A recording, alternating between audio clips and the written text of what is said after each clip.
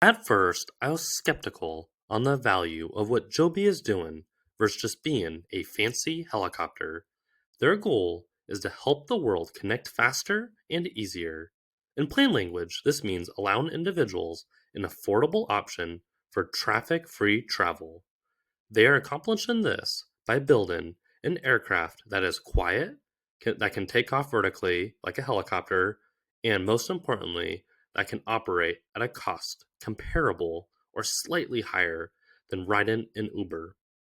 The key is low operating costs. So let's dig into that a little bit more. The all electric design is what drives some of the lower operating costs, since electricity is about $20 to $30 an hour versus flying with fuel, which is about $120 an hour for a helicopter.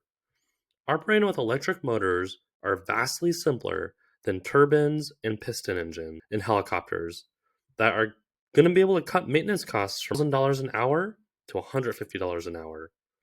Besides this all electric propulsion system, the other drivers of Joby's plan for lower operating costs are higher utilization of their planes, which, by spreading out the large fixed costs of an aircraft over many more flights, they will be able to lower the overall operating cost. Due to refueling and maintenance, a typical helicopter can fly about 1,000 hours a year, versus Joby expects to fly up to 10 hours a day or greater than 3,000 hours per year.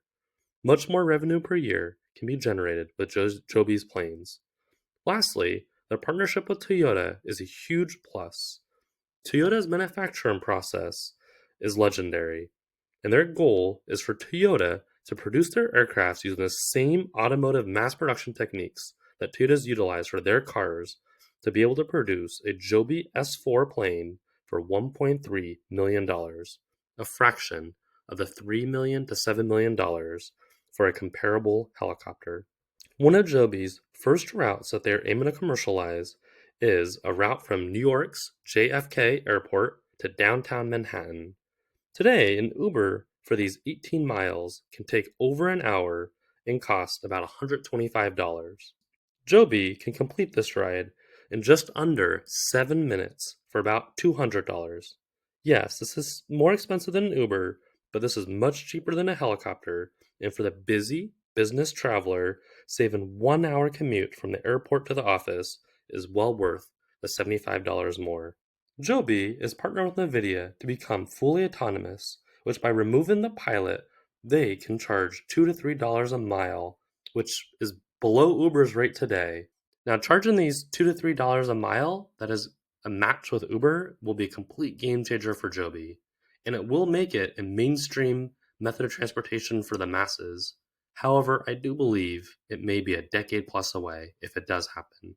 Now, to understand valuation, let's look at a bull case for Joby for 2030. We assume that their design gets full FAA approval by their targeted early 2027 date. Their Dayton, Ohio facility is capacitized to 500 planes per year that they can produce. So let's assume if they get approval by early 2027 that they can produce 300 planes the first year, 400 planes the second year, and the last year in 2029, 500 planes. This gives them 1,200 aircrafts that are functional in their fleet by 2030. Let's assume these aircrafts operate the full 10 hours that are being targeted, which for transit plus load and unload passengers, I believe would be between 2 to 3 airport to downtown trips per hour, or 25 trips per day. Let's assume each trip is fully loaded with 4 passengers per trip, each paying the $5 a mile. This would mean about $360 per flight in revenue. Joby would need to share this revenue with their bookings partner, Uber or Delta, and also pay a fee to the landing pad for access, so they would have about a 50% take rate. Putting this all together, in the bull case is Joby generates about $1.9 billion in revenue by 2030. Nice chunk of revenue, but the issue is that the price to sales multiple is really cannot be that elevated, since Uber today has become the de facto leader in shared transportation services. At Uber's absolute highest point, They approached a price to sales ratio of 10.1 during the COVID pandemic. So I wouldn't expect Joby to be able to exceed this price to sales ratio in 2030. Applying this max 10.1 price to sales ratio against the 1.9 billion in revenue gives Joby a max 19.1 billion market cap in 2030. For a high-risk stock, this bull case upside does not even meet my 15% annual stock return target that many lower-risk stocks of mine can meet. Now, before we run Joby through the rest of mine and John's framework, please read the disclaimer in the notes below. We are not financial advisors, and anything we say should not be considered financial advice. Also, if you like content like this, please help us out and click a like and subscribe as we aim to cover the most innovative companies twice per week. Now let's run Joby through my 5-point framework. From a leadership perspective, I give Joby a very strong. They are still run by their founder. He has been working to build Joby for over 15 years, so this isn't some fad company. His background also is in engineering, which he has over 160 patents in this field. I love it when the CEO is the founder and when he really understands how the technology works. From a valuation perspective, I give this a week. In a bull case scenario in which the FAA certification is approved on time and over 1,000 aircrafts are manufactured, and they're fully operational and customer feedback is receptive and being utilized at 10 hours a day, I value Joby at a $19 billion market cap in 2030. That's only 7% annual upside from here. Any delays in these milestones will cause the stock to crater. Not a good risk reward scenario.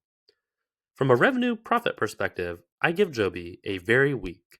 $1.9 billion in revenue is tiny for 2030 compared to the $40 billion that Uber makes today. And with their high fixed costs for manufacturing, this will not be enough for Joby to be GAAP net profitable at this rate either. For total addressable market, I give Joby a week. Even though their cost model will enable trips to be cheaper than a helicopter and in line with Uber's premium black service, this is just not a service for the masses yet, and it won't be until the cost can go down with full autonomy. We don't have autonomous cars yet, so I suspect autonomous planes are decades away.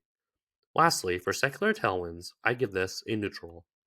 Electric propulsion and congestion relief are being pushed by governments globally. However, right now, the price point is just not where it's at in order for Joby's routes to be mainstream, even if it starts next year. Overall, from an innovation perspective, I'll be rooting for Joby, but from a stock perspective, much of the potential upside, I believe, has already been baked in. What do you think, Dad? Are you interested in adding Joby? Thank you, Scott, for that excellent presentation.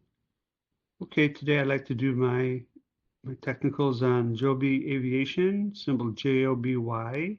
It has no dividend. The dividend is zero. The beta is 2.52, which means it's 152% more volatile than the S&P 500. The market cap's around 13 billion, and earnings just came out.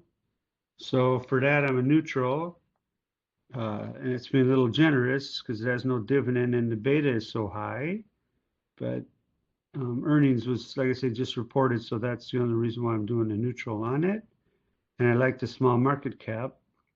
Okay, for earnings history, it's only beat one of the last 4 quarters. And that's not good because they're the ones guiding the analysts to how they're doing. So for that, I'm a negative for earnings history. For financials, it has no profit margin, it has no debt, and it has no PEG ratio because there's no earnings growth. So anyway, for that, I'm a neutral only because the debt is so low. But that's being generous as well. But anyway, I'm a neutral on that. Okay, for stock technicals, the 200-day moving average is sloping positive. The 50-day moving average is above the 200-day moving average. And the price is below the 50 and above the 200. The Bollinger Band is hugging the lower band, so it's between the lower band and middle band. And then the volume is pretty neutral. Slow stochastic oscillator is 19, And usually when it penetrates the 20 point, it could have a short-term uptrend. It could have a short-term uptrend. But that's the only thing I see positive in this.